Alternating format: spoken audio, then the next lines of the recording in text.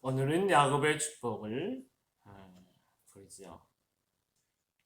너는 담장 너머로 뻗은 나무 가지에 푸른 열매처럼 하나님의 귀한 축복이 삶에 가득히 넘쳐날 거야. 너는 어떤 시련이 와도 이겨낼 강한 발이 있어. 전능하신 하나님께서 너와 언제나 함께 하시니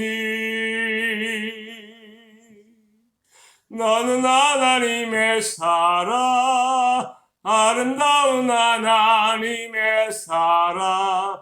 나는 널 위해 기도하며 내 길을 축복할 거야. 너는 하나님의 선물, 사랑스러운 하나님의 열매, 주의 품에 꽃 피운 나무가 되어줘. 너는 하나님의 사랑, 아름다운 하나님의 사랑. 나는 널 위해 기도하며 내 길을 축복할 거야. 너는 하나님의 선물, 사랑스러운 하나님의 열매, 주의 품에 꽃 피운 나무가 되어줘.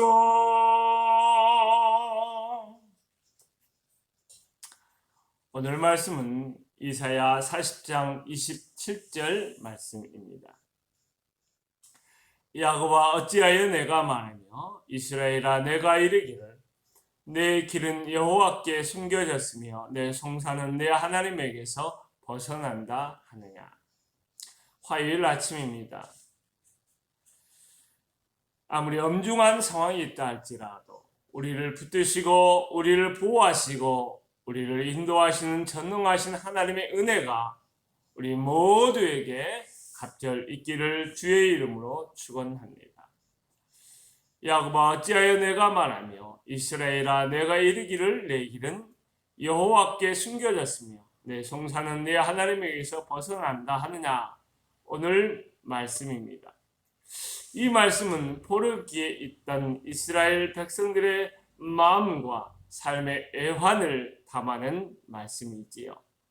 이 말씀에서 주목해야 될 몇 가지가 있어요. 첫째는 말하다, 이르다라는 두 가지 동사입니다. 이 말은 히브리어로 아마르 그리고 디바르라고 하는데 똑같이 말하다라는 뜻을 가지고 있어요. 그런데 디바르라는 단어는 그냥 말하다라는 뜻보다 더 강하게 원망하며 말하다, 불평하며 말하다 라는 뜻을 가지고 있어요. 왜 이렇게 원망과 불평을 하나님을 향하여 쏟아내고 있을까요? 그만큼 그들의 삶이 힘들기 때문에 그렇지요. 아마 포르기의 이스라엘 백성들의 고난은 우리가 상상할 수 있는 최악의 상황보다 더 처참한 모습이 아니었을까 싶습니다. 그들은 내 길은 여호와께 숨겨졌으며 내 송사는 내 하나님에게서 벗어났다라고 불평과 원망을 하나님께 쏟아내고 있어요. 여기에서 길이란 말은 문자적으로 사람이 다니는 길을 나타내거나 삶의 여정을 표현하는 말이지만 당시 이스라엘의 상황과 연결해서 보면 그들이 겪어온 모든 고난을 말하는 것입니다. 다시 말해서 하나님께서 그들의 고난을 보지 못하고 있다고 말하고 있는 것입니다. 언제 우리가 이런 말을 하지요? 우리가 기도에도 하나님의 임재와 응답을 경험하지 못하는 오랜 시간을 보내다가 지칠 때 보통 이런 말을 해요. 그런 상황 속에서 하나님의 임재를 체험하지 못하고 하나님의 뜻을 발견하지 못하고 오랫동안 영적 방황을 하면서 고난을 헤쳐나가야 할 때 이런 말을 쏟아넣게 되어 있어요. 송사는 재판에서 이루어지는 법에 따른 공정한 판단을 나타내는 단어입니다. 그런데 내 송사는 하나님에게서 벗어난다, 그렇게 말하고 있어요. 이것을 보면 이스라엘 백성들이 이 땅에서, 이방 땅에서 억울하고 불의한 일을 당해서 마치 하나님의 재판장에서 공정하게 판단을 받지 못한 채 외면당하고 있는 것처럼 원망을 하고 있는 것입니다. 사랑하는 성도 여러분, 코로나 사태가 장기화되면서 가장 핵심적인 이슈로 우리가 붙잡게 된 것이 어떤 것이 있을까요? 바로 공정함입니다. 왜냐하면 우리가 이중잣대로 판단을 받고 대우를 받고 있다고 생각하기 때문입니다. 그럴 때 하나님께 왜 우리는 공정한 잣대로 재판을 받고 판단을 받고 대우를 받지 못합니까? 라고 말하지 않을까요? 포로기에 이스라엘 백성들은 감당하기 어려운 억울한 일을 겪으면서 법적 호소를 했지만 정당한 판결을 받을 수가 없었어요. 그것은 마치 우리의 재판장이 되신 하나님의 법정에서조차 외면당하고 있는 것처럼 그들은 느끼고 있었던 것이지요.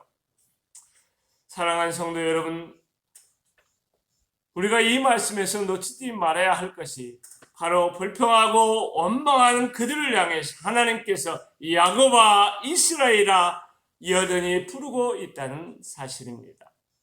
무슨 뜻일까요?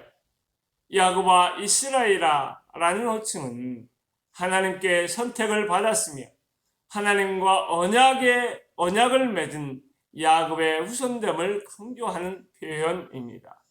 위대한 축복을 받았으며 위대한 사명을 이어받은 그런 사람들임을 일깨워주고 있는 말인 것입니다. 위대한 축복이 무엇이지요? 아브라함에게 약속했으며 이삭에게 약속했으며 그들의 조상 야곱에게 약속한 축복의 언약의 말씀인 것이죠.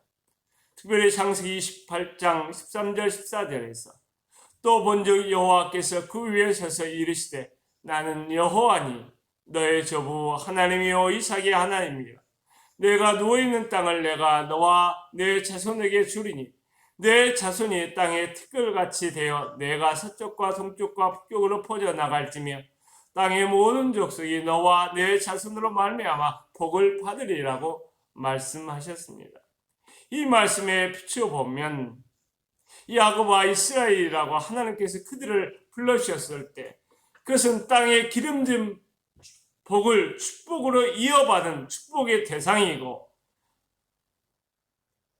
자손의 복을 이어받고 세상으로 나가 세상의 축복의 통로가 되는 위대한 사명을 맡은 자들이라고 하는 것입니다. 그런데 지금 하나님께서 이방의 땅에 포로로 잡혀와서 앞이 전혀 보이지 않은 깜깜한 고난의 터널을 지나면서 가혹하리만큼 부당한 대우를 받는 당시의 이스라엘 백성들에게 야곱아 이렇게 부르고 이스라엘아 이렇게 부르면서 너희는 위대한 놀라운 축복의 주인공, 언약의 주인공, 위대한 사명을 맡은 주인공이다 라고 말씀하고 있는 것입니다. 사랑하는 성도 여러분, 우리는 비록 버겁고 힘든 상황 속에 있지만 예수 그리스도로 말미암아 새로운 야곱이며 새로운 이스라엘 축복의 주인공이라는 사실을 기억할 수 있기 바랍니다. 하나님께서 자신의 이름에 명예를 걸고 약속하신 축복의 언약이 여전히 예수 그리스도의 십자가로 말미암아 우리에게 그대로 살아있음을 믿을 수 있기 바랍니다. 그러므로 상황에 요동하지 말고 다시금 절대 신앙, 절대 믿음을 가지고 오늘 하루를 살아낼 수 있기 바랍니다. 우리 하나님께서 우리를 도와주실 거예요. 우리 하나님께서 우리와 함께하여 주셔서 우리의 걸음을 인도하시고 우리의 삶이 이 세상을 향한 하나님의 축복의 통로, 언약의 통로가 되도록 우리를 높이 들어 사용하실 것입니다. 살아계신 우리 아버지 하나님, 우리에게 다시금 야곱과 이스라엘이라 부르며 너는 축복의 대상이고 너는 언약의 대상이고 세상을 향한 하나님의 축복의 통로임을 일깨워 주시니 참으로 감사합니다.